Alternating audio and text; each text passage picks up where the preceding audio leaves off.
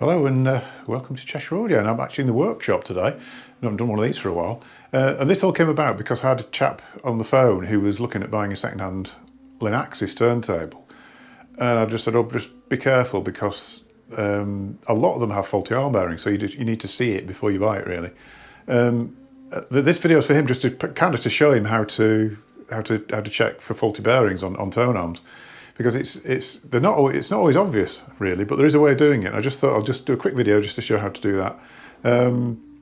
It does seem to be a bit specific to Linn, and there's a reason for it, which I'll talk about the reason for it in a minute, but I'll just show how to check. So I've got two decks set. One's got faulty arm bearings, one's fine. So we'll compare the two, and you can easily see what's going on. So I'll turn the camera around and we'll have a look.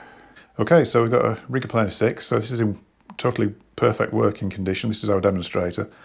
I mean, the reason arm bearings are so important. I mean, with the tone arm, free movement of the tone arm. So, you know, moving in both directions is really important. That it's nice and free and unimpeded by anything. So by bearings or by internal cabling, which is why they always have quite fine cables coming out the end, because that cable runs through the arm base, round the corner here, and along the arm tube. So if the cable is too thick, it'll impede the actual movement of the tone arm here.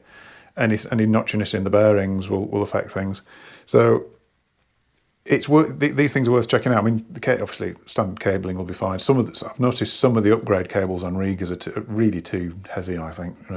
So the better cable might improve the sound slot very, very fractionally, but the heaviness of it will impede the tone arm and make the tone arm sound worse. So never quite understood that sort of obsession with that, really.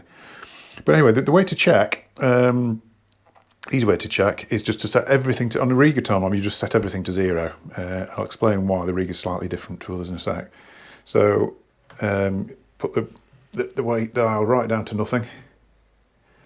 The little bias adjuster there, just slide that down to 0 as well. Now, the reason that Regas, you just put everything to 0 is the actual bias on these is magnetic, and you always get a little bit. Generally, what you do is set everything to 0 and then slowly turn up the bias and let the arm float across. Regas always have a little bit of sideways force, so you can just set it to 0. And if everything's set right on the tone arm and everything is 0, it should, when you let go of it, just float at the same level. You can see it's slowly moving back. And that's because of the sideways force of the bias on there. So we move that to the centre. What you want to achieve here is when you let go, it should just slide right back completely smoothly. There shouldn't be any notchiness. It shouldn't stop or do anything weird. And again, if you push it down to the bottom there and then let go, it should just float up completely unimpeded. So you can tell there that all the actions of this are really smooth. Yeah, perfect. Look at the sort of way it sort of bounces, and you can just tell the bearings are absolutely spot on this. I'll put that back in a sec. Right, moving on to the other turntable I've got. Okay, so the other deck we've got is a Linn Basic, which I will be doing a retro review on, actually, this, to be honest, but this is actually in quite a sad state because it was a friend of mine, or a customer of mine, is clearing a house for a friend of his who died, and this was amongst lots and lots of hi-fi that's come out of it. It looks like it hasn't been used for years, and I suspect I know why, because there's quite a few faults with it, really. But yeah, just so with a Linn tone arm, or with pretty much any other tone arm than a Rega tone arm, this is all set to 0 already, and let's move it across to the central position. Now, in most situations, when your bias is set to 0, you would expect the tone arm to stay where it is. Like I say, the Rega always has a bit of residual magnetism that pulls it. These generally should stay like that. Now, what you would expect is if you turn, say, 0.5 gram of anti-skate stroke bias onto there, it should start to move and float very, very freely across. No way is this going anywhere. You can actually see as it sort of bounces within. So you can see it's sitting on a notch. And if I turn up the bias bit by bit, a gram and a half, 2 grams, 2.5 grams. This is really notchy on this. 3.5 off the scale, probably about 4 grams worth of side force there, and it's just not moving. Interesting, if I put it back to about half again. Interestingly, around and about here, saying that.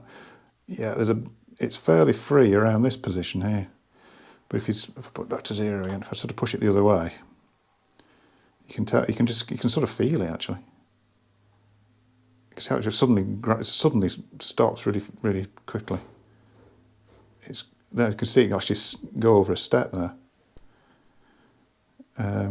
Unfortunately, it's not kind of repairable. It's not something, I mean, probably back to the factory, but look, it's really, really stiff. I think actually the vertical bearings are all right on this to a degree. I think when you let go of this, it does. Well, actually, it's still a bit notchy that way. Yeah, it's kind of sticking at that point. Now this is bad enough that it won't actually play an album. It gets to roughly there, and it sticks. And all this came about with Linn arms. I mean, there's no design issues with Linn arms at all. I mean, they're fabulous arms. But because it's got an adjustable VTA, I mean, Regas are criticised for not having an adjustable VTA, but there are many, many reasons not to have one, and this is one. The main reason that Rega talk about is the fact that because basically there's a big grub screw here that you loosen off, and you can move the whole arm pillar up and down to give you the correct VTA at this end. But it actually alters the sound of the tone arm, because it's a bit like having a glass of water and putting a little bit more water in it and tapping it, and the sound changes, and you get a similar effect on the arm pillar. So if you're trying to create a tone arm which has got a consistent resonance, and there's an adjustable part like that which then has a very random resonance, it's very difficult to create the whole thing of a standard, really. But what tends to happen with these is, because people are trying to cut down on, because this sort of idea is never a tight fit, there's always going to be some sort of inaccuracy or vibration within it. There was a bit of a thing about people tightening them down really hard, and a lot of Linn arms have got crushed. The actual bottom bore races are misshapen slightly. So this is the result of it. So if you're buying a second-hand Linn of any type, to be honest, because I've seen it on Itox, this is Nikita. I've seen it on all the basic arms, the original Basic, Basic Plus. It's something to look out for. So if you're going to buy a second-hand deck, get to see it and do this test on it. And I reckon more than 50% have this issue, which is astonishing, really. It is astonishing. But anyway, let's turn you around. Hopefully that's useful. Yeah, John, if you want to just let me know how you get on with it anyway. But yeah, because like I say, customer of mine asked about how to check, and this is for him really. But just thought it'd be a useful video to do anyway. So yeah, thanks for watching. Like I say, we'll be doing a review of the Linn Basic turntable. That was a really good turntable, so I'll be doing a retro review of it as well, probably in the next few minutes. Don't forget to subscribe, give us a like. I'll see you in a future video. Thank you very much.